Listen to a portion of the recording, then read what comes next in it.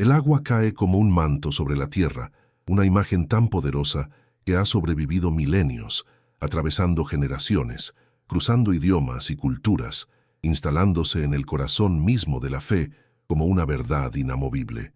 El diluvio universal, esa catástrofe divina que supuestamente borró la humanidad corrupta de la faz del mundo, dejando apenas un puñado de justos flotando en un arca de madera, se ha convertido en algo más que un relato.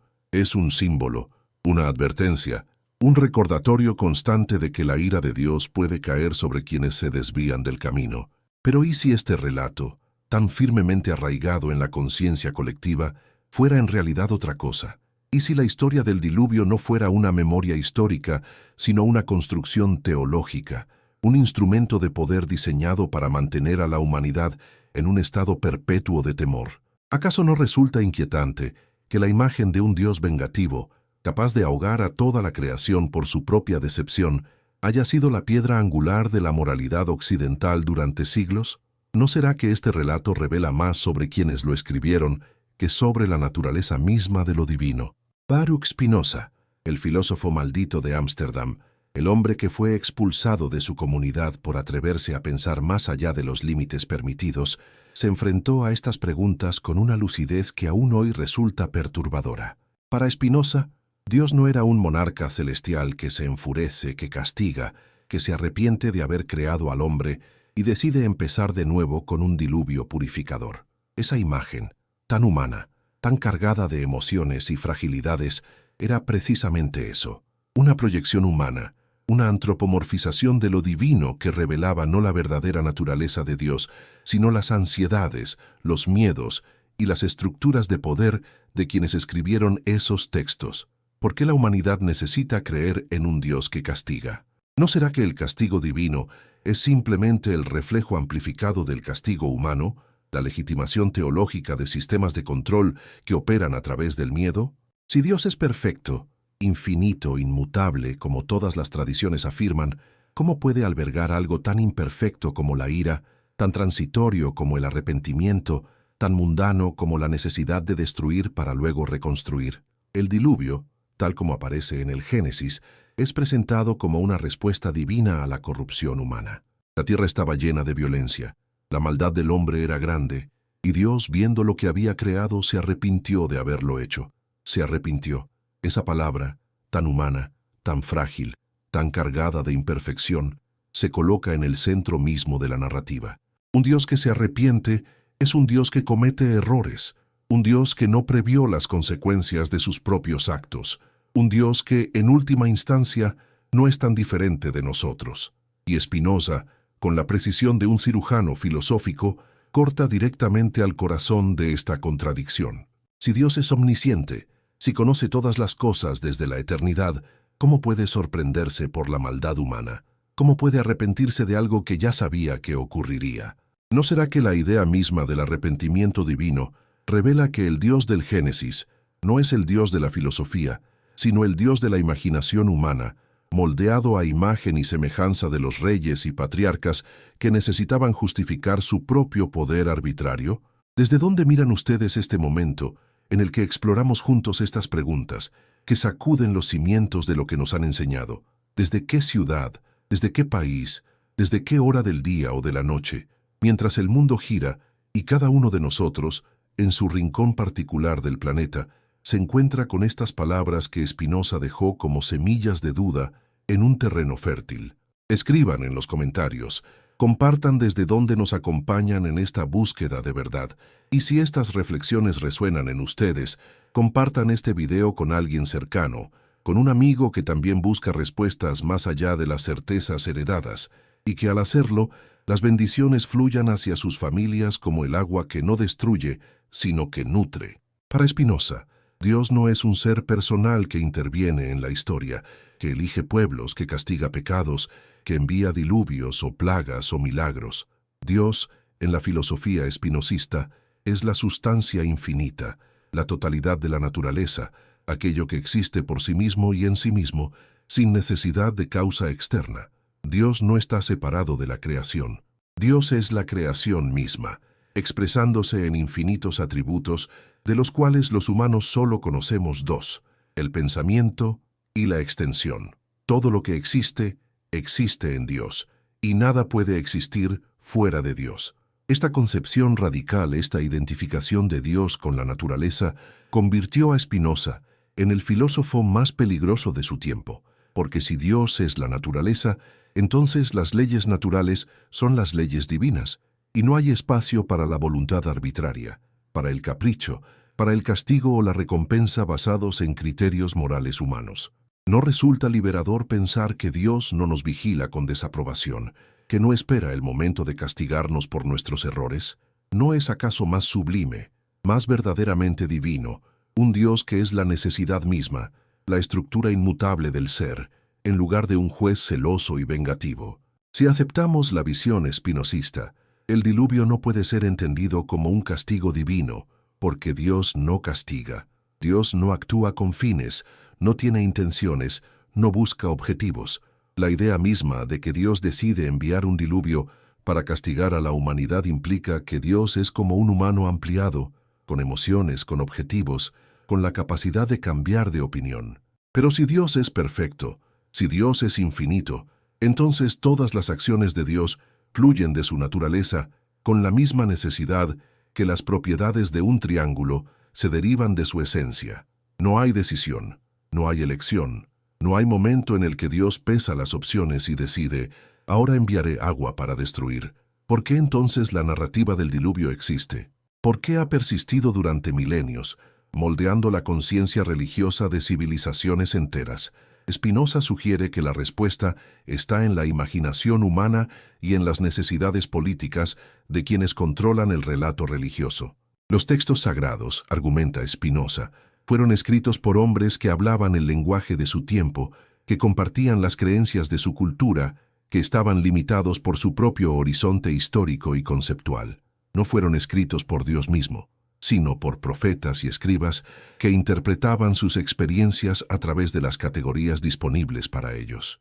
Y en el mundo antiguo, las categorías dominantes eran las del poder político, reyes que castigaban a los desobedientes, que recompensaban a los leales, que hacían demostraciones de fuerza para mantener el orden. El Dios del Génesis se parece notablemente a un rey antiguo, y el diluvio se parece notablemente a una campaña militar de aniquilación. ¿No será que el relato del diluvio es una proyección del poder humano elevado a escala cósmica, una forma de legitimar la autoridad terrenal al atribuirle un origen divino? Si Dios puede destruir a toda la humanidad por su desobediencia, ¿cuánto más pueden hacer los reyes y sacerdotes que actúan en su nombre? El miedo es la herramienta más efectiva de control social que ha existido jamás, y el diluvio es una de las historias de miedo más poderosas de la tradición occidental. Desde la infancia, se nos enseña que Dios puede castigar, que la desobediencia tiene consecuencias catastróficas, que solo los justos se salvan mientras los malvados perecen. Esta narrativa internaliza la vigilancia, convierte la moralidad en un acto de autoconservación, transforma la fe en temor. ¿No es precisamente esto lo que las instituciones religiosas necesitan para mantener su autoridad?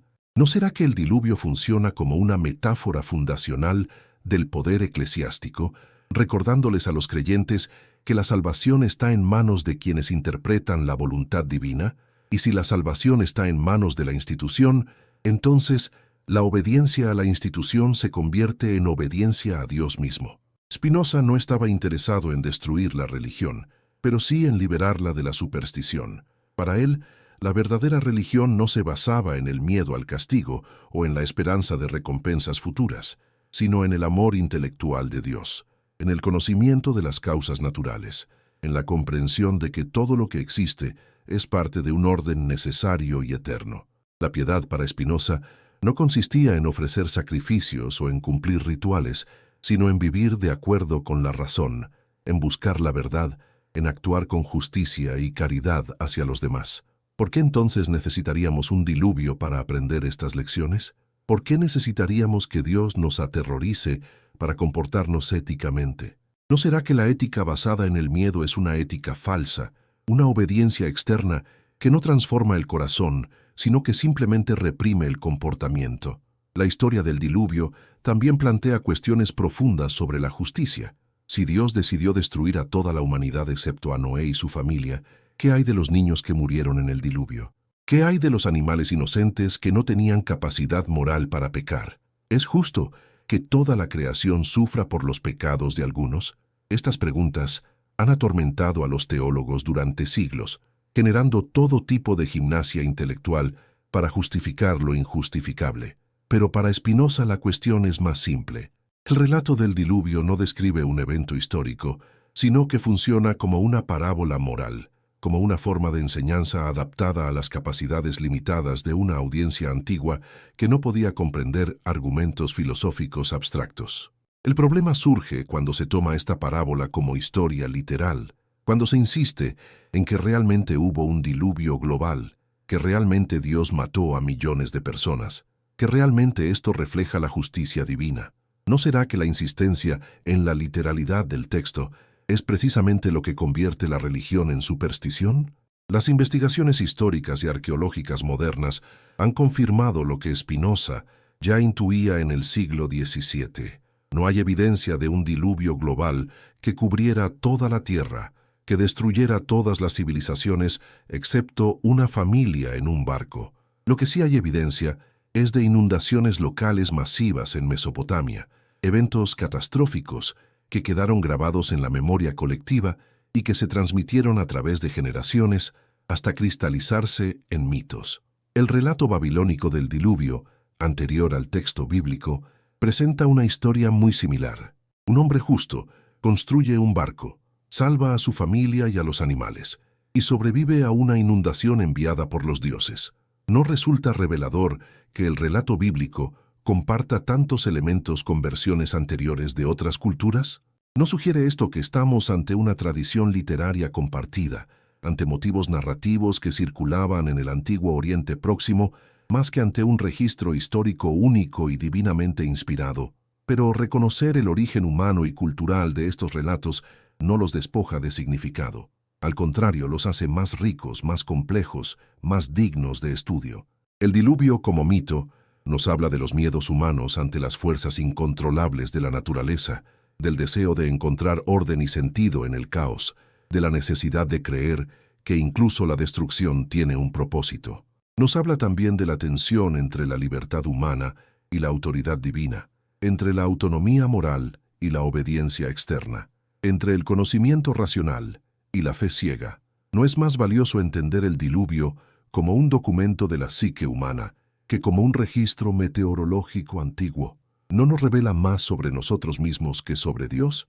Spinoza creía que la Escritura debía ser interpretada de la misma manera que interpretamos cualquier otro texto antiguo, con atención al contexto histórico, al lenguaje original, a las intenciones del autor, a las convenciones literarias de la época.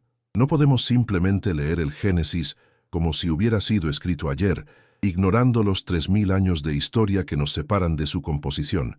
Y cuando lo leemos con estos criterios, cuando aplicamos la razón en lugar de la fe ciega, descubrimos que muchas de las contradicciones y absurdos que parecen plagarlo no son defectos, sino características de su origen humano. El texto bíblico es un collage de tradiciones, una compilación de fuentes diferentes que fueron editadas y reeditadas a lo largo de siglos. Las dos versiones de la creación en Génesis, las duplicaciones de historias, las inconsistencias cronológicas, todo esto se vuelve comprensible cuando abandonamos la idea de que cada palabra fue dictada por Dios y aceptamos que estamos ante una biblioteca, ante una colección de textos producidos por comunidades humanas en diferentes momentos históricos. ¿Por qué entonces la Iglesia, tanto católica como protestante, ha resistido tan ferozmente esta lectura histórica y crítica de la Escritura? ¿Por qué ha insistido durante siglos en la inspiración divina literal, en la inerrancia bíblica, en la necesidad de aceptar cada relato como verdad histórica? Spinoza sugiere que la respuesta está en el poder. Si la Biblia es la palabra directa e infalible de Dios, entonces quienes controlan su interpretación tienen un poder inmenso sobre las conciencias. Pueden declarar herejías, pueden excomulgar, pueden quemar a los disidentes, todo en nombre de la fidelidad al texto sagrado. Pero si la Biblia es un texto humano, sujeto a las mismas limitaciones y contradicciones que cualquier otro documento antiguo, entonces ese poder se desmorona. Ya no hay una autoridad única e indiscutible, sino múltiples lecturas posibles, múltiples interpretaciones legítimas, y el individuo recupera la libertad de pensar por sí mismo. Esta libertad de pensamiento fue precisamente lo que le costó a Spinoza su excomunión. La comunidad judía de Ámsterdam, temerosa de atraer la atención negativa de las autoridades cristianas en una ciudad que apenas toleraba su presencia, no podía permitirse tener en sus filas a alguien que cuestionaba abiertamente los fundamentos de la fe. El herem, el decreto de expulsión, fue brutal en su lenguaje. Spinoza fue maldecido de día y de noche, dormido y despierto, entrando y saliendo, y nadie debía comunicarse con él, ni leer sus escritos, ni hacer negocios con él. Fue borrado socialmente, convertido en un fantasma viviente. Y todo porque se atrevió a decir que Dios no castiga con diluvios, que los milagros no violan las leyes naturales, que la Biblia debe ser leída con razón en lugar de con fe ciega. ¿No resulta paradójico que quienes afirman amar la verdad sean los primeros en castigar a quienes la buscan? ¿No será que la fe institucional teme más a las preguntas que a las respuestas? La paradoja del diluvio es que se supone que Dios lo envió para purificar la tierra de la violencia, pero el propio diluvio es el acto de violencia más masivo imaginable. Si la violencia humana justificaba la destrucción, ¿no está Dios mismo recurriendo a la violencia para resolver el problema de la violencia? ¿No hay aquí una contradicción fundamental? Y después del diluvio, cuando Noé y su familia repueblan la tierra, ¿acaso la humanidad se vuelve menos corrupta? La Biblia misma nos cuenta que no. La Torre de Babel, Sodoma y Gomorra, los canaanitas, todo el ciclo de pecado y castigo continúa. El diluvio no resolvió nada. Si realmente fue un castigo divino, fue un castigo inefectivo, un fracaso. ¿Tiene sentido atribuirle a Dios un plan que no funciona? ¿O tiene más sentido reconocer que el diluvio nunca fue un plan divino, sino una metáfora humana sobre la fragilidad de la civilización y la constante amenaza del caos? Spinoza nos invita a pensar en Dios no como un personaje en una historia, sino como la estructura misma de la realidad. Dios no envía diluvios porque Dios no envía nada. Dios es la necesidad eterna de la que todo fluye. Cuando llueve, llueve porque las condiciones atmosféricas lo hacen inevitable, no porque Dios decidió abrir las compuertas del cielo. Cuando hay inundaciones porque la geografía, el clima, la geología lo permiten, no porque la humanidad necesitaba ser castigada. Esta visión naturalista de lo divino no reduce a Dios, sino que lo eleva por encima de las categorías humanas de capricho y venganza. ¿No es más digno adorar a un Dios que es la perfección inmutable del ser, que a un Dios que se comporta como un tirano temperamental? ¿No es más sublime reconocer lo divino en las leyes naturales que esperan milagros que las violen? Pero entonces, ¿qué hacemos con el significado moral del diluvio? Si no fue un castigo real, ¿pierde su poder como advertencia? Spinoza diría que no, que el poder del relato no depende de su literalidad histórica. El diluvio como símbolo nos habla de las consecuencias de la corrupción social, de cómo las sociedades que abandonan la justicia y la razón eventualmente colapsan bajo el peso de sus propias contradicciones. No necesitamos que Dios intervenga con agua para ver este patrón en la historia. Los imperios caen, las civilizaciones se desmoronan, no por castigo divino, sino por causas naturales y sociales. La violencia genera más violencia, la injusticia genera inestabilidad, la corrupción corroe las instituciones. El diluvio, entendido correctamente, no es una amenaza externa, sino un recordatorio de las leyes inmanentes que gobiernan la vida social. ¿No es esta lectura más útil, más aplicable, más verdaderamente moral que la lectura literal? La cuestión del arca también es reveladora. Según el Génesis, Noé construyó un barco de dimensiones específicas para albergar a su familia y a parejas de todos los animales de la tierra. Los cálculos han mostrado que tal arca, con esas dimensiones, sería completamente inadecuada para contener incluso una fracción de las especies animales que conocemos.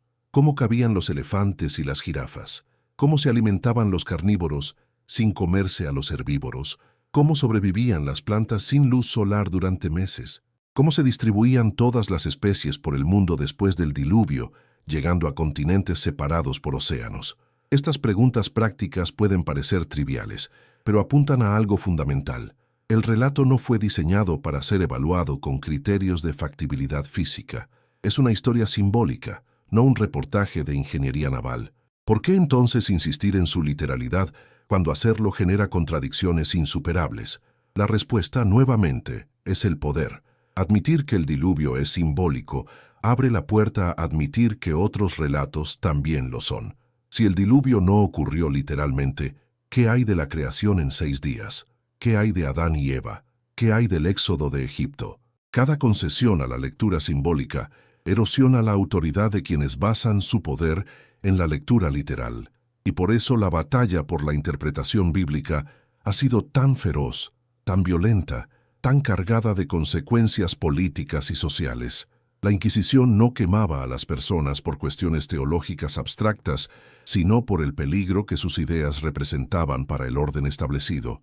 Spinoza lo sabía, y por eso escribió su Tratado Teológico Político de forma anónima, sabiendo que publicarlo bajo su nombre podría costarle no solo la excomunión, sino la vida misma. ¿Qué significa vivir en un mundo sin diluvios divinos, sin castigos sobrenaturales, sin la amenaza constante de la ira celeste? Para muchos suena aterrador, como si quitarle a Dios la capacidad de castigar fuera, quitarle también cualquier razón para comportarnos moralmente. Pero Spinoza argumenta exactamente lo contrario. La moral basada en el miedo al castigo no es verdadera moral, sino prudencia egoísta. Obedezco no porque reconozco el valor intrínseco de la justicia, sino porque temo las consecuencias de la injusticia. Esta no es virtud, sino cálculo. La verdadera ética, la ética espinosista, surge del conocimiento de nuestra propia naturaleza y de nuestra conexión con el todo.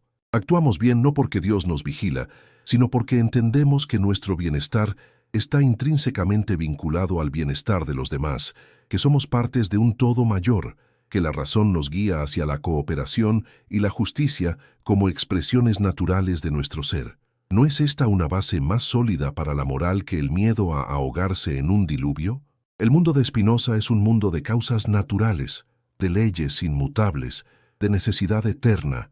No hay espacio para la arbitrariedad, para el capricho, para los castigos divinos que caen sobre inocentes, pero tampoco hay espacio para la desesperación nihilista, porque si todo es parte de Dios, entonces todo tiene significado, todo está conectado, todo es expresión de la perfección infinita. El dolor y el sufrimiento no son castigos, sino aspectos inevitables de la existencia finita, y nuestra tarea no es lamentarnos o culpar a Dios, sino comprender las causas y, cuando sea posible, actuar para aliviar el sufrimiento. Esta es una filosofía que exige responsabilidad, que rechaza la pasividad fatalista, que nos convierte en agentes activos de nuestro propio destino y del destino colectivo. ¿No es esta una visión más empoderadora que la de esperar que Dios intervenga para salvarnos o castigarnos?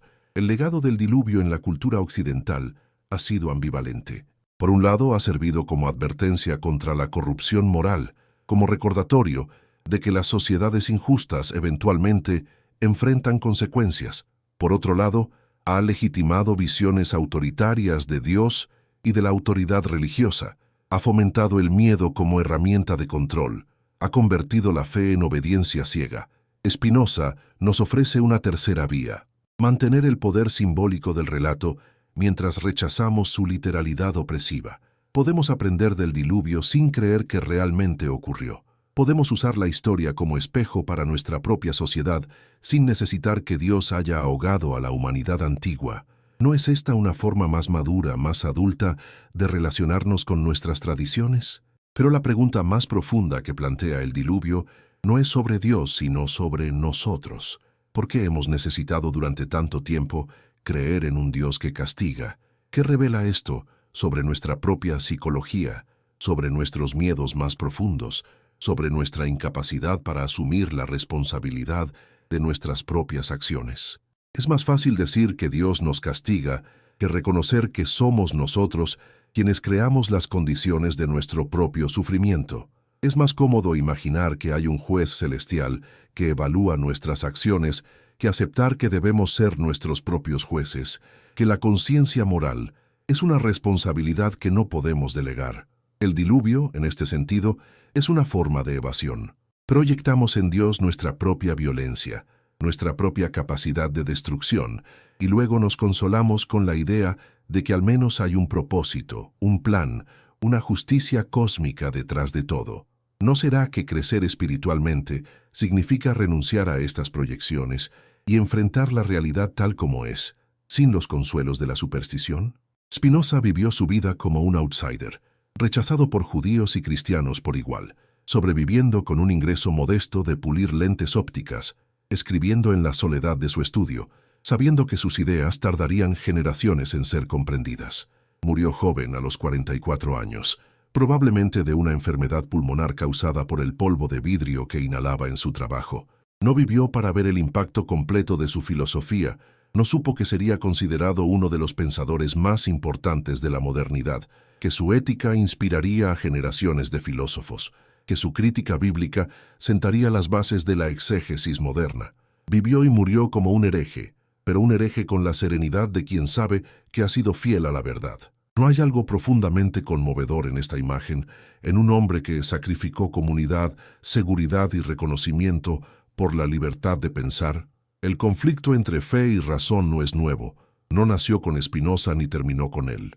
Es tan antiguo como la filosofía misma, tan persistente como la tensión entre la autoridad y la autonomía, tan fundamental como la pregunta de quién tiene derecho a determinar qué es verdad. Pero en el siglo XVII, este conflicto alcanzó un punto de crisis, porque la revolución científica estaba desmantelando sistemáticamente las certezas sobre las que se había construido la cosmovisión medieval. Galileo había mirado a través de su telescopio y descubierto que la Tierra no era el centro del universo.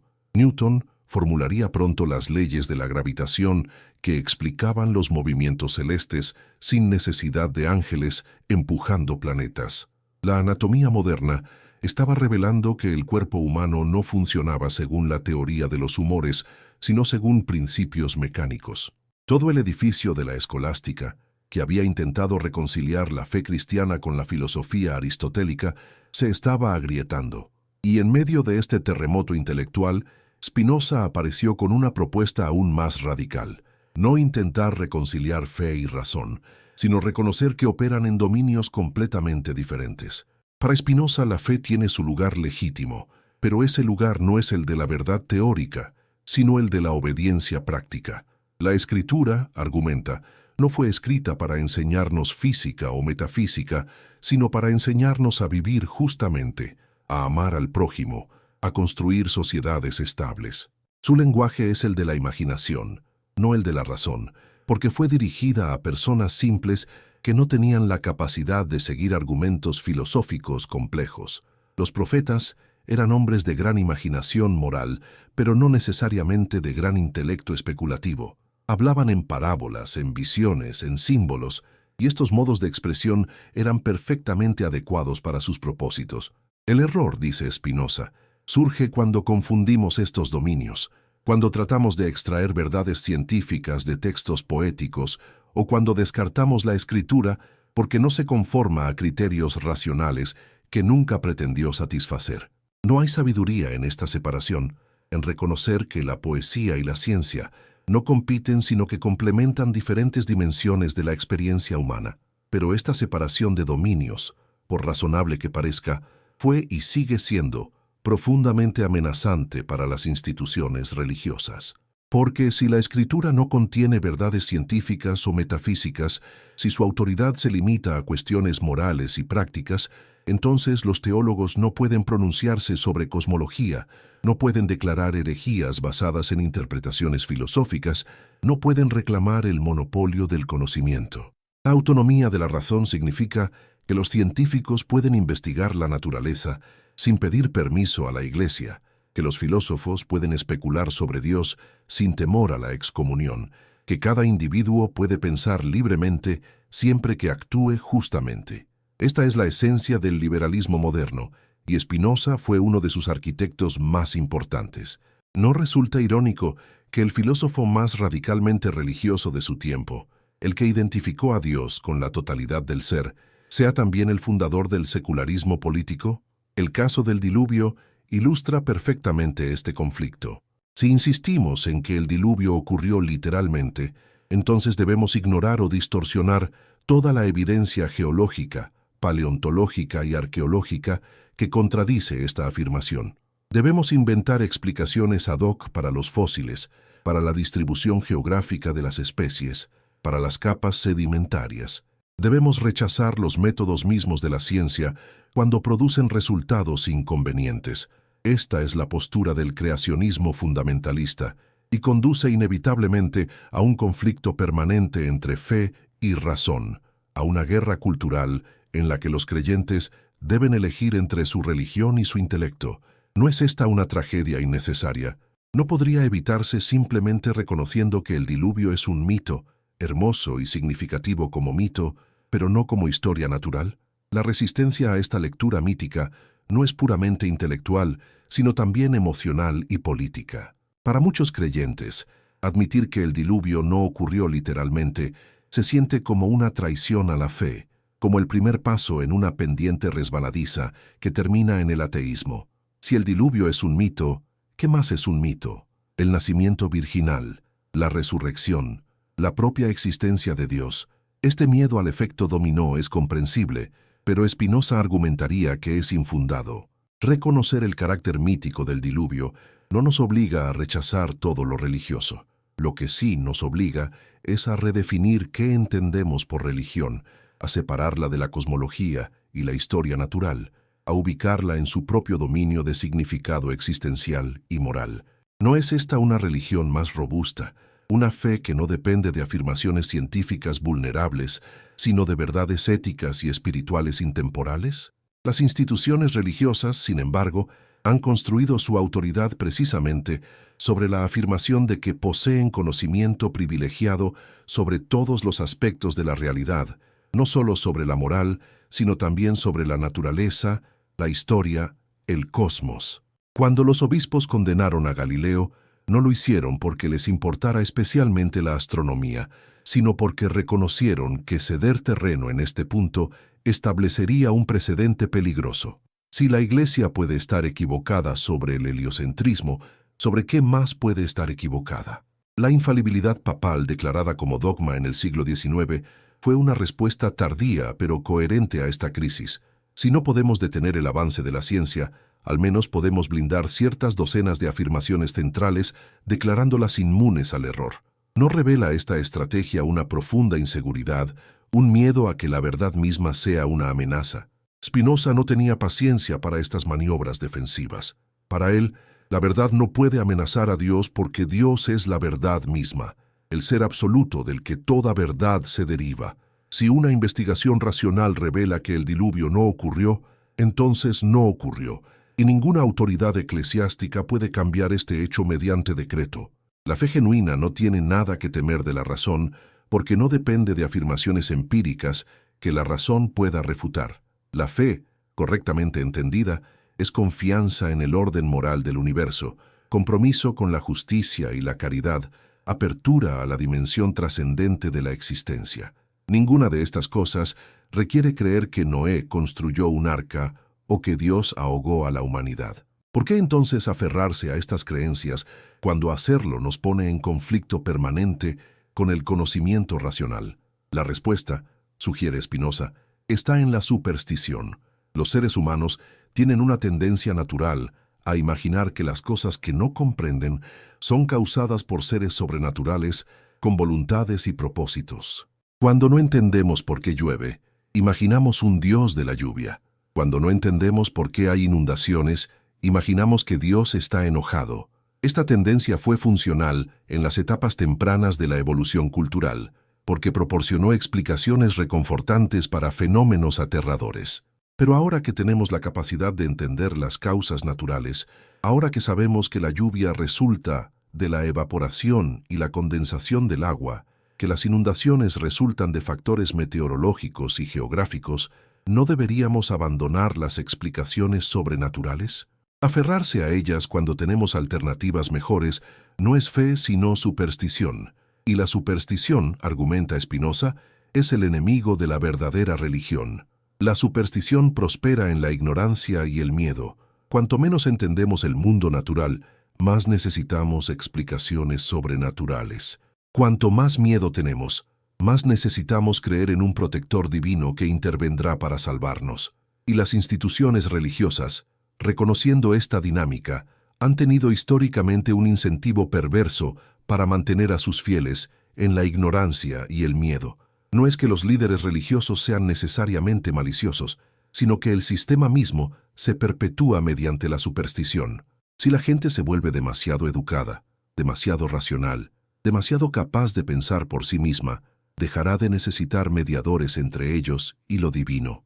¿No es precisamente esto lo que ocurrió con la Reforma Protestante, cuando la traducción de la Biblia a lenguas vernáculas permitió que los creyentes la leyeran directamente en lugar de depender de los sacerdotes para interpretarla? Pero la Reforma Protestante, a pesar de su énfasis en la lectura individual de la Escritura, no resolvió el problema fundamental. Simplemente reemplazó la autoridad del Papa con la autoridad del texto mismo, declarando que la Biblia es clara, suficiente y autointerpretativa. Esto generó nuevos problemas. ¿Qué pasa cuando diferentes lectores llegan a interpretaciones contradictorias? ¿Quién decide qué interpretación es correcta? La proliferación de denominaciones protestantes, cada una afirmando tener la lectura correcta de la Escritura, demuestra que el principio de sola Escritura no resuelve el problema de la autoridad, sino que simplemente lo fragmenta. Y en ausencia de una autoridad central, la tendencia ha sido hacia interpretaciones cada vez más literalistas, porque el literalismo proporciona una apariencia de objetividad. Simplemente estamos leyendo lo que el texto dice. ¿No es irónico que el movimiento que comenzó con el principio de la libertad de interpretación haya producido algunas de las formas más rígidas y dogmáticas de fundamentalismo? Spinoza propuso una solución diferente: interpretar la Escritura históricamente, como interpretaríamos cualquier otro texto antiguo. Esto significa preguntar quién lo escribió, cuándo, para qué audiencia, con qué propósitos, en qué contexto cultural. Significa reconocer que el lenguaje evoluciona, que las palabras cambian de significado, que los símbolos que eran evidentes para una audiencia antigua pueden ser opacos para nosotros. Significa admitir que hay pasajes cuyo significado original se ha perdido, que hay contradicciones que no pueden reconciliarse, que hay errores históricos y científicos en el texto. Todo esto puede sonar devastador para la fe tradicional, pero Spinoza argumenta que es liberador. Porque una vez que dejamos de pretender que la Biblia es un libro de ciencia o historia perfectamente preciso, podemos apreciarla por lo que realmente es: una colección extraordinaria de literatura religiosa que documenta la búsqueda humana de significado, justicia y conexión con lo divino. ¿No es esto más valioso que tratarla como un manual técnico que compite con los libros de geología? El diluvio, visto bajo esta luz, no necesita haber ocurrido para ser importante. Su importancia radica en lo que nos dice sobre las preocupaciones de las comunidades que preservaron y transmitieron esta historia. Nos habla de sus experiencias con inundaciones catastróficas, de sus reflexiones sobre el mal y el castigo, de su necesidad de creer que el orden moral del universo se mantiene incluso cuando todo parece colapsar. Nos habla también de su imaginación teológica, de cómo conceptualizaban la relación entre Dios y la humanidad, entre el pecado y sus consecuencias. Todo esto es fascinante, valioso, digno de estudio, pero cuando insistimos en que el diluvio debe haber ocurrido literalmente, perdemos todas estas dimensiones de significado porque nos quedamos atrapados en una batalla imposible por defender lo indefendible. No es una forma de violencia contra el texto mismo forzarlo a decir cosas que nunca intentó decir. La hermenéutica de Spinoza también nos obliga a confrontar cuestiones éticas incómodas en el texto bíblico. Si Dios realmente ordenó el genocidio de los canaanitas, si realmente endureció el corazón del faraón solo para poder demostrar su poder mediante plagas, si realmente mató a los primogénitos egipcios, incluyendo niños inocentes, entonces estamos ante un Dios profundamente inmoral según cualquier estándar ético moderno. Los teólogos tradicionales han gastado ríos de tinta intentando justificar estos pasajes, argumentando que Dios tiene derecho a hacer lo que quiera porque es Dios, que nuestros estándares morales no se aplican a él, que debe haber razones que no comprendemos, pero estas justificaciones son intelectualmente deshonestas y moralmente repugnantes. ¿Cómo podemos decir que Dios es bueno y luego defender acciones que consideraríamos atroces si las cometiera un ser humano? Spinoza ofrece una salida. Estos pasajes no describen acciones reales de Dios, sino que reflejan las limitaciones morales de los autores humanos que los escribieron. No tenemos que defender lo indefendible. Podemos reconocer que la conciencia moral de la humanidad ha evolucionado, que sabemos más ahora sobre lo que constituye justicia y compasión de lo que sabían los antiguos israelitas. Esta evolución moral es evidente incluso dentro de la Biblia misma.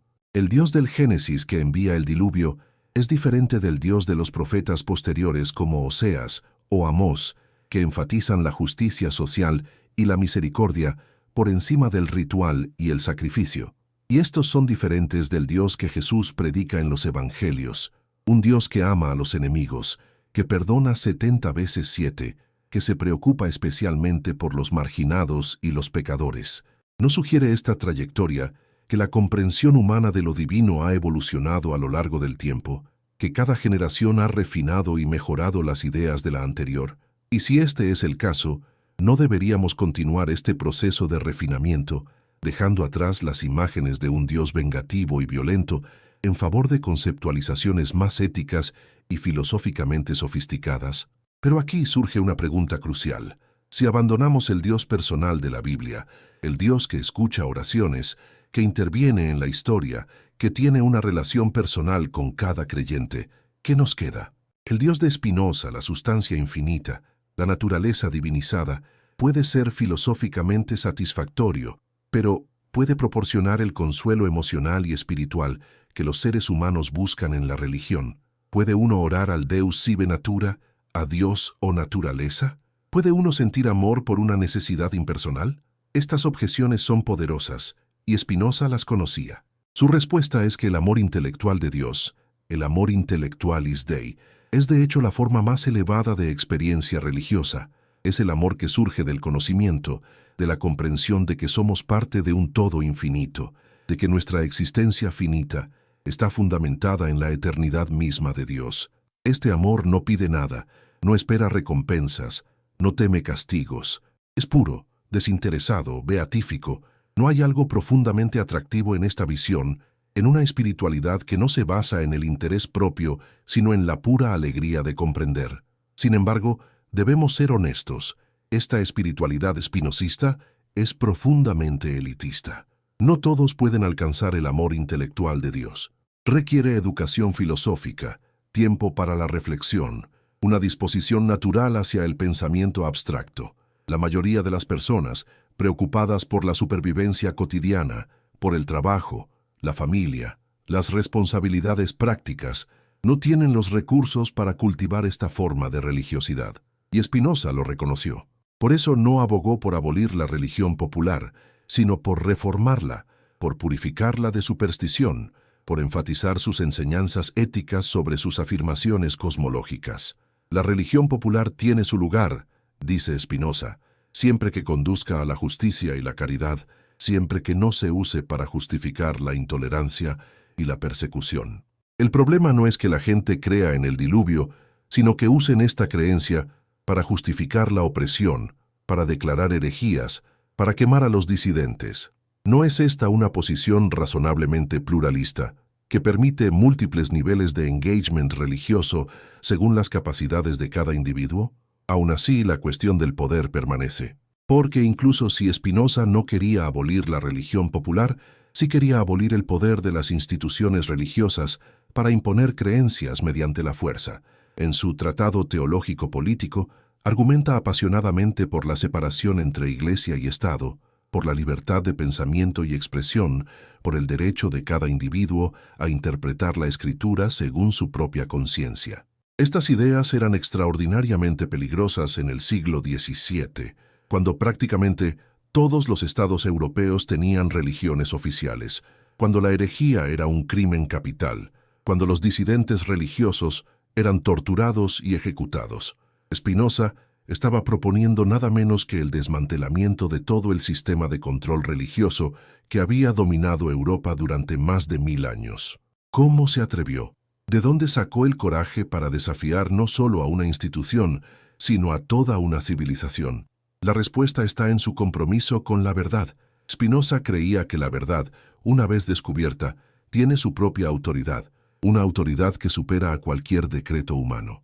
No importa cuántos obispos declaren que la Tierra está inmóvil en el centro del universo. Si la evidencia muestra que se mueve, entonces se mueve, y ninguna cantidad de persecución puede cambiar este hecho. No importa cuántos rabinos afirmen que Moisés escribió el Pentateuco. Si el análisis textual muestra que fue compilado de múltiples fuentes siglos después de la época de Moisés, entonces esa es la verdad, y debemos aceptarla independientemente de cuán incómoda sea para la tradición.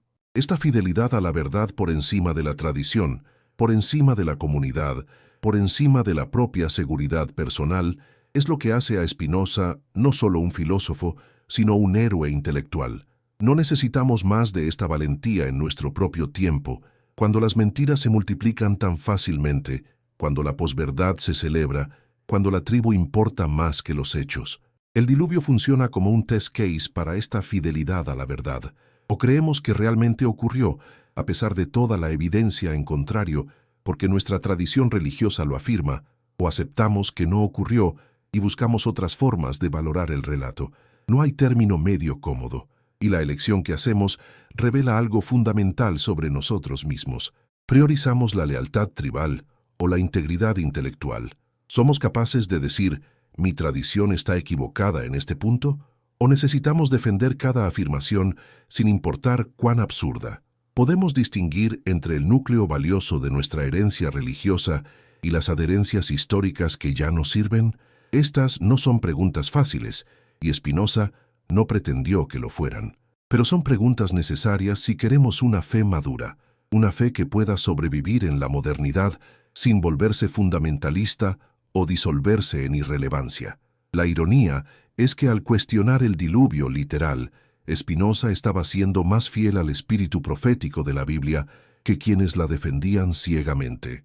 Los profetas bíblicos fueron críticos feroces de la religión de su tiempo, denunciando el ritualismo vacío, la hipocresía de los sacerdotes, la injusticia social disfrazada de piedad. Amós declaró que Dios aborrece las fiestas religiosas y desprecia las asambleas solemnes. Lo que Dios quiere es que la justicia fluya como agua. Isaías proclamó que el verdadero ayuno no es el ritual, sino liberar a los oprimidos y compartir el pan con los hambrientos. Jesús expulsó a los cambistas del templo y denunció a los fariseos como sepulcros blanqueados. Toda la tradición profética es una tradición de crítica interna, de cuestionamiento de las formas establecidas de religiosidad en nombre de algo más profundo y auténtico. Spinoza se ubicó en esta tradición profética, usando la razón como su instrumento de crítica. No hay una continuidad aquí, una fidelidad a un impulso bíblico fundamental, incluso en el acto de cuestionar la Biblia, pero la profecía siempre es peligrosa para los profetas. Jeremías fue encarcelado, Jesús fue crucificado, Spinoza fue excomulgado. El sistema no tolera a quienes lo cuestionan desde dentro, quienes usan su propia lógica contra él, quienes exponen sus contradicciones. Es más fácil lidiar con enemigos externos que con críticos internos que conocen el sistema demasiado bien. Y Spinoza conocía el judaísmo demasiado bien, había estudiado el Talmud demasiado a fondo, había internalizado demasiada erudición rabínica como para ser simplemente descartado como un ignorante o un rebelde adolescente. Sus argumentos eran demasiado sofisticados, demasiado bien fundamentados en el análisis textual, demasiado difíciles de refutar. Por eso la única respuesta posible fue el silencio forzado, la exclusión, el intento de borrarlo de la existencia social. ¿No sigue siendo esta la táctica preferida de las instituciones amenazadas? No debate sino cancelación, no argumentos sino ostracismo. La tercera capa de significado del diluvio, la que Spinoza nos invita a explorar en la profundidad máxima, no tiene que ver con meteorología ni con teología, sino con la naturaleza misma del poder y la verdad. El diluvio es, en última instancia, una historia sobre quién tiene el derecho de definir la realidad, sobre cómo se construyen las narrativas dominantes, sobre por qué ciertas historias persisten mientras otras se olvidan. Es una historia sobre el control de la memoria colectiva y sobre cómo este control se mantiene mediante una mezcla de persuasión y coerción, de recompensa y castigo, de inclusión y exclusión. El diluvio no es solo agua que cae del cielo, es el torrente de narrativas que las instituciones de poder vierten sobre las poblaciones para mantenerlas sumisas, temerosas, obedientes. Y la pregunta que Spinoza nos obliga a enfrentar es: ¿podemos escapar de este diluvio narrativo? ¿Podemos construir nuestra propia arca de pensamiento crítico que nos permita flotar sobre las aguas del dogma sin ahogarnos? La respuesta espinosista es afirmativa, pero con una advertencia. La libertad de pensamiento no es un regalo que se concede, sino una conquista que se logra mediante esfuerzo sostenido. Requiere educación, coraje, disposición a enfrentar la soledad que viene con el pensamiento independiente. La mayoría de las personas, la gran mayoría, nunca experimentarán esta libertad porque están demasiado inmersas en las opiniones comunes, demasiado dependientes de la aprobación social, demasiado aterrorizadas por las consecuencias del disenso, y las instituciones de poder cuentan con esto. Cuentan con que la mayoría preferirá la seguridad de la conformidad al riesgo de la individualidad, que elegirán creer las narrativas oficiales en lugar de investigar por sí mismos, que permanecerán en la caverna de Platón porque la luz del exterior es demasiado brillante, demasiado dolorosa. ¿No es esta la tragedia fundamental de la condición humana? Que la mayoría de las personas viven en la ignorancia no por falta de capacidad, sino por falta de voluntad. Pero Spinoza no era un elitista desdeñoso, no despreciaba a las masas por su ignorancia. Entendía que la ignorancia es en gran medida un producto de circunstancias sociales, que la educación es un privilegio, que los que deben trabajar todo el día para sobrevivir no tienen tiempo ni energía para la filosofía. Por eso su programa político no era simplemente liberar a unos pocos elegidos, sino crear las condiciones sociales para una libertad más amplia. El Tratado Teológico Político argumenta por un Estado secular que garantice libertad de expresión, que separe el poder político del religioso, que permita que cada persona piense y hable libremente sin temor a la persecución. Este es el fundamento del liberalismo moderno, y Spinoza fue uno de sus primeros arquitectos. ¿No es notable que un filósofo del siglo XVII haya anticipado instituciones políticas que no se materializarían plenamente hasta siglos después? La libertad que Spinoza defiende no es libertad para hacer cualquier cosa, sino libertad para buscar la verdad. Y esta distinción es crucial. No está argumentando por el libertinaje moral, por el relativismo ético, por la ausencia de normas. Al contrario, está argumentando que las verdaderas normas éticas emergen de la comprensión racional de nuestra naturaleza y de nuestro lugar en el orden total de las cosas. Pero esta comprensión no puede ser impuesta desde fuera mediante amenazas y castigos. Debe ser cultivada desde dentro mediante la educación y la reflexión. El diluvio como herramienta de control mediante el miedo es exactamente lo opuesto a este ideal espinosista. Es la imposición externa de la obediencia mediante el terror, la manipulación de la imaginación para producir conformidad, el uso de narrativas apocalípticas para mantener a la gente en línea. ¿No vemos esta misma táctica operando hoy en múltiples contextos? En el activismo climático apocalíptico, en la retórica política del miedo, en los discursos sobre pandemias y seguridad nacional. El diluvio es un arquetipo, una plantilla que se reproduce infinitamente con diferentes contenidos, pero la misma estructura. Amenaza existencial más autoridad salvadora igual control. Spinoza nos enseña a reconocer esta estructura, a ser escépticos ante las narrativas de crisis que convenientemente requieren que cedamos nuestra autonomía a alguna autoridad externa. No está diciendo que no haya crisis reales, que no haya amenazas genuinas, que podamos ignorar los problemas. Está diciendo que debemos examinar críticamente quién define la crisis, quién propone las soluciones, quién se beneficia del pánico. El diluvio bíblico benefició a quienes controlaban la narrativa religiosa, quienes podían decir: ven, Dios puede destruir todo si no obedeces, así que mejor obedeces nuestras interpretaciones de lo que Dios quiere. Esta estructura de poder se reproduce en cada época con diferentes ropajes. ¿Cuántas veces se nos ha dicho que debemos sacrificar libertad por seguridad, que debemos confiar en los expertos sin cuestionarlos, que debemos aceptar soluciones impuestas porque la alternativa es el caos? El diluvio es la metáfora maestra de esta política del miedo. Pero hay otra dimensión del diluvio que Spinoza ilumina: la cuestión de la memoria y el olvido. El relato del diluvio funciona como una especie de reset civilizacional, un borrón y cuenta nueva, donde casi toda la humanidad es eliminada y se comienza de nuevo con una familia elegida. Esta fantasía de purificación total, de empezar desde cero, ha sido extraordinariamente poderosa en la imaginación política y religiosa occidental. Las revoluciones modernas han soñado con esto: destruir el viejo orden completamente y construir algo nuevo sobre sus ruinas. Los regímenes totalitarios del siglo XX intentaron implementar esta visión con resultados catastróficos.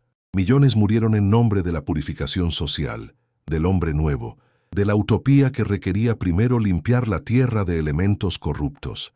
No hay una línea directa que conecta el diluvio con el terror de la Revolución Francesa, con los gulags soviéticos, con los campos de muerte camboyanos. Todas estas atrocidades compartían la lógica del diluvio. Para crear un mundo perfecto, primero debemos destruir el mundo imperfecto, y esta destrucción está justificada por la grandeza del fin. Spinoza rechaza radicalmente esta lógica. Para él, la perfección no se alcanza mediante la destrucción, sino mediante la comprensión. No hay atajos, no hay limpiezas purificadoras, no hay resets mágicos. Hay solo el trabajo gradual y difícil de aumentar el conocimiento, de cultivar la razón, de construir instituciones justas. Este es un programa antiapocalíptico, antiutópico en el sentido común del término. No promete el paraíso en la tierra, no ofrece soluciones finales, no declara que todo puede ser perfecto si solo eliminamos a los elementos corruptos. Reconoce que la imperfección es inherente a la existencia finita, que el conflicto y el sufrimiento no pueden ser completamente eliminados, que la mejor vida posible es aquella que maximiza la comprensión y minimiza la pasión, pero que esto es un proyecto individual y gradual, no colectivo y revolucionario. ¿No es esta una sabiduría profundamente necesaria en nuestra época, cuando las fantasías utópicas siguen seduciendo a tantos, cuando el pensamiento apocalíptico domina tanto la izquierda como la derecha política? El diluvio también plantea cuestiones sobre la relación entre lo individual y lo colectivo. Noé se salvó no por méritos propios, sino por gracia divina, por ser encontrado justo en una generación corrupta. Pero, ¿qué significa ser justo cuando todos los demás son injustos? ¿Es posible la virtud individual en medio de la corrupción social? ¿O la virtud es necesariamente social, algo que solo puede florecer en condiciones de relativa justicia colectiva? Spinoza diría que la virtud es fundamentalmente individual, pero que requiere condiciones sociales mínimas. Un ser humano puede ser racional y ético incluso en circunstancias adversas, pero será mucho más difícil, requerirá mucho más esfuerzo y probablemente alcanzará menos desarrollo pleno de su potencial. Por eso el proyecto político de crear una sociedad libre no es solo un fin en sí mismo, sino un medio para facilitar el florecimiento individual.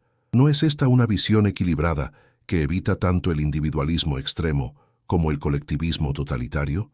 La cuestión del arca misma es fascinante desde una perspectiva simbólica. El arca es un espacio cerrado que protege contra las aguas destructivas externas. Es un lugar de refugio, de seguridad, pero también de confinamiento. Durante 40 días y 40 noches, Noé y su familia están encerrados con los animales, incapaces de salir, dependientes completamente de la estructura que construyeron antes de la crisis. ¿No es esta una metáfora perfecta para cualquier ideología cerrada, cualquier sistema de creencias que se presenta como el único refugio contra el caos externo, ya sea una religión fundamentalista, una ideología política totalitaria, una secta o incluso una familia disfuncional que mantiene a sus miembros aislados del mundo exterior? La dinámica es la misma. Afuera hay destrucción, adentro hay salvación. No cuestiones, no salgas, confía en el sistema. Y Spinoza nos está diciendo: sal del arca, aprende a nadar, descubre que el diluvio no es tan catastrófico como te dijeron, que puedes sobrevivir pensando por ti mismo, pero salir del arca es aterrador. Significa enfrentar la incertidumbre, renunciar a las certezas confortables, aceptar la responsabilidad de tus propias elecciones sin poder culpar a la autoridad externa cuando las cosas salen mal. Significa soledad, porque los que permanecen en el arca te verán como un traidor, un hereje, alguien que eligió la muerte sobre la salvación. Spinoza experimentó esta soledad directamente. Después de su excomunión, perdió no solo su comunidad religiosa, sino su red social completa. Los judíos de Ámsterdam no podían hablarle. Los cristianos lo consideraban un ateo peligroso. Incluso muchos filósofos encontraban sus ideas demasiado radicales. Vivió aislado, manteniendo correspondencia con un pequeño círculo de admiradores, sabiendo que su obra probablemente no sería apreciada en vida. Y aún así perseveró, porque había descubierto algo que valoraba más que la aceptación social: la verdad. No necesitamos más de este tipo de integridad, esta disposición a soportar el ostracismo por fidelidad a lo que sabemos que es verdad. El final del relato del diluvio presenta otra dimensión problemática: el pacto. Dios promete no volver a destruir la tierra con agua, coloca un arco iris en el cielo como señal de esta promesa. Es una especie de tratado de paz entre Dios y la humanidad, con el arco iris funcionando como sello del acuerdo. Pero ¿qué clase de pacto es este, donde una de las partes tiene todo el poder y la otra solo puede aceptar los términos? ¿Es realmente un pacto o es simplemente una declaración unilateral con lenguaje de pacto para hacerla parecer más simétrica de lo que es? Y más fundamentalmente, ¿por qué un Dios omnisciente necesita hacer promesas? No implica una promesa la posibilidad de cambiar de opinión, lo cual implica imperfección. Spinoza señalaría todas estas inconsistencias como evidencia adicional de que estamos ante un relato mitológico que proyecta relaciones humanas de poder sobre lo divino. El arco iris mismo es revelador. Es un fenómeno natural que ocurre cuando la luz solar se refracta a través de gotas de agua. Ahora sabemos esto, entendemos la óptica involucrada, podemos predecir cuándo y dónde aparecerán arcoíris, pero para los antiguos era un fenómeno misterioso, inexplicable, aparentemente mágico. Naturalmente lo interpretaron como una señal divina, y esta es exactamente la dinámica que Spinoza describe. Los humanos encuentran fenómenos naturales que no comprenden, los interpretan como sobrenaturales, construyen narrativas teológicas alrededor de ellos, y estas narrativas se institucionalizan como dogma. Siglos después, cuando la ciencia explica el fenómeno, el dogma ya está tan arraigado que la explicación científica se percibe como amenaza en lugar de iluminación. ¿Cuántas veces hemos visto este patrón repetirse? ¿Cuántos milagros han resultado ser fenómenos naturales mal entendidos? ¿Y por qué seguimos resistiéndonos a las explicaciones naturales cuando las sobrenaturales ya no son necesarias? La respuesta siempre es el poder. Porque admitir que el arco iris es refracción de luz significa admitir que no necesitamos sacerdotes para interpretar las señales divinas. Significa que cualquier persona con conocimiento de óptica entiende el arco iris mejor que cualquier teólogo. Significa que la autoridad se desplaza de la Iglesia a la ciencia, de la revelación a la investigación, de la fe a la razón. Y este desplazamiento es exactamente lo que las instituciones religiosas han resistido ferozmente durante siglos, no porque les importe especialmente la óptica, sino porque reconocen que cada concesión a la ciencia erosiona su monopolio sobre la verdad. No es notable que este conflicto continúe hasta hoy, con debates sobre evolución, cosmología, neurociencia, siempre siguiendo el mismo patrón. La ciencia avanza, la teología retrocede, pero luchando cada centímetro del camino. Spinoza vivió en el momento crucial de esta transición, cuando la ciencia moderna estaba emergiendo, pero la teología todavía dominaba. Pudo ver ambos mundos, el que moría y el que nacía, y eligió conscientemente aliarse con el naciente. Esta elección no fue fácil ni obvia. Muchos de sus contemporáneos intentaron reconciliar los dos mundos, mantener un pie en cada uno, argumentar que la ciencia y la religión podían coexistir pacíficamente en dominios separados. Y Spinoza mismo adoptó una versión de esta estrategia cuando separó fe de razón. Pero su separación fue más radical que la de otros. porque no dejó ningún espacio para que la fe hiciera afirmaciones sobre la realidad natural. La fe queda completamente relegada al dominio de la obediencia práctica, mientras que todas las cuestiones sobre cómo es el mundo pertenecen a la razón. ¿No es esta la única solución honesta, la única que no requiere constantes contorsiones intelectuales para mantener ambos mundos artificialmente conectados? Pero esta solución tiene un costo. Vacía la religión de contenido cognitivo. Si la religión no puede decirnos nada sobre la realidad, si no puede hacer afirmaciones verdaderas o falsas sobre el mundo, entonces, ¿qué es? Para Spinoza, es un sistema de símbolos y prácticas diseñado para promover la obediencia y la justicia entre personas que no tienen acceso a la verdad filosófica. Es una especie de filosofía para niños, una versión simplificada de la ética que usa historias e imágenes en lugar de argumentos abstractos. Esta es una visión profundamente condescendiente y muchos creyentes la encontrarán insultante. ¿Quién es Spinoza para decir que su filosofía abstracta es la verdad mientras que la fe de millones es solo una simplificación pedagógica? No hay arrogancia en esta posición, una especie de imperialismo intelectual que privilegia un tipo de conocimiento sobre todos los demás. La objeción es válida, y Spinoza no tiene una respuesta completamente satisfactoria.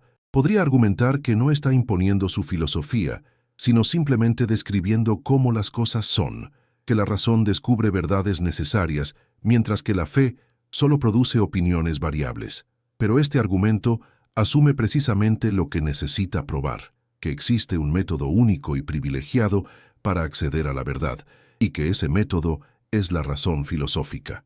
¿Qué hay de otras formas de conocimiento? La intuición mística, la sabiduría práctica, el conocimiento incorporado en tradiciones y prácticas. ¿Son todas estas simplemente inferiores a la razón filosófica? Una crítica posmoderna de Spinoza señalaría que su razón supuestamente universal es en realidad un producto particular de la Europa del siglo XVII, que sus categorías y métodos no son menos históricos y contingentes que las tradiciones religiosas que critica. No hay algo de verdad en esta crítica, incluso si no aceptamos todas sus implicaciones. Aún así, debemos reconocer que Spinoza tenía razón en un punto fundamental. Las afirmaciones empíricas deben ser evaluadas con métodos empíricos. Si el diluvio realmente ocurrió, debería haber evidencia geológica, paleontológica, arqueológica, y cuando investigamos no encontramos esta evidencia. Este no es relativismo, es simplemente aplicar criterios apropiados de verificación. La fe puede hacer muchas cosas. Puede proporcionar significado, comunidad, consuelo, motivación moral, pero no puede cambiar hechos sobre el mundo natural. No puede hacer que el diluvio haya ocurrido cuando no ocurrió. No puede hacer que la Tierra tenga 6.000 años cuando tiene miles de millones. No puede hacer que los humanos hayan sido creados separadamente de otras especies cuando toda la evidencia muestra descendencia común. ¿No es simplemente honestidad intelectual básica reconocer esto? ¿Por qué esta honestidad básica se percibe como ataque a la fe? La respuesta nos lleva de vuelta al inicio, porque muchas tradiciones religiosas han apostado su autoridad por la verdad literal de sus textos sagrados. Han declarado que si el Génesis no es históricamente exacto, entonces toda la estructura de la fe colapsa. Esta fue una apuesta innecesaria y autodestructiva. Spinoza les está diciendo, no necesitan hacer esta apuesta, pueden valorar sus tradiciones sin afirmar su literalidad histórica, pueden mantener lo que es significativo mientras dejan ir lo que es insostenible. Pero esto requiere una reforma radical de la autocomprensión religiosa, un tipo de reforma que todavía no ha ocurrido completamente en ninguna de las tradiciones abrahámicas principales. Llegará algún día, o las tradiciones religiosas están condenadas a un conflicto perpetuo con la modernidad, retirándose constantemente a posiciones cada vez más insostenibles. El futuro de la religión, si Spinoza tiene razón, está en abandonar todas las afirmaciones sobre el mundo natural y concentrarse completamente en cuestiones de significado, valor y práctica. Una religión reformada según líneas espinosistas no haría afirmaciones cosmológicas, no entraría en conflicto con la ciencia, no requeriría fe en eventos sobrenaturales. sería puramente ética y existencial, proporcionando marcos para vivir bien, para encontrar significado, para construir comunidad. Los rituales se entenderían como prácticas simbólicas en lugar de obligaciones divinas. Los textos sagrados se leerían como literatura sapiencial, en lugar de registros históricos. Las instituciones religiosas funcionarían como centros de educación moral y apoyo comunitario, en lugar de autoridades sobre la verdad. ¿Es esto todavía religión? ¿O es algo más, una especie de humanismo secular vestido con ropaje religioso? La pregunta es legítima, y diferentes personas responderán diferente. Para algunos, una religión sin lo sobrenatural no es religión en absoluto. Para otros, es la única forma de religión que puede sobrevivir honestamente en la era moderna. Lo que es claro es que Spinoza abrió un camino, mostró una posibilidad, creó un espacio conceptual para repensar la religión desde sus fundamentos. Y este espacio sigue siendo fértil, sigue generando pensamiento, sigue provocando conversación. El debate entre el Spinoza que rechaza el diluvio literal y los tradicionalistas que lo afirman no es simplemente una disputa sobre un evento antiguo. Es un debate sobre la naturaleza de la autoridad, sobre las fuentes del conocimiento, sobre cómo debemos vivir en un mundo donde la ciencia y la tradición a menudo entran en conflicto. Es, en última instancia, un debate sobre qué tipo de seres humanos queremos ser. ¿Queremos ser el tipo de personas que se aferran a creencias heredadas sin importar la evidencia? ¿O queremos ser el tipo de personas que están dispuestas a revisar nuestras creencias a la luz de nueva información? ¿Queremos pertenecer a comunidades que requieren conformidad intelectual como precio de membresía? ¿O queremos crear nuevas formas de comunidad que permitan diversidad de pensamiento? ¿Valoramos la seguridad psicológica de las certezas o la aventura intelectual de la búsqueda abierta? Estas no son preguntas abstractas, tienen consecuencias concretas para cómo estructuramos nuestras vidas, cómo educamos a nuestros hijos, cómo participamos en la vida pública, cómo votamos, cómo gastamos nuestro dinero, cómo tratamos a quienes no están de acuerdo con nosotros. Spinoza eligió la búsqueda abierta y pagó el precio. Fue excomulgado, aislado, vivió en pobreza relativa, murió joven, no vivió para ver su obra apreciada, pero dejó un legado que ha transformado el mundo occidental de maneras que aún estamos descubriendo.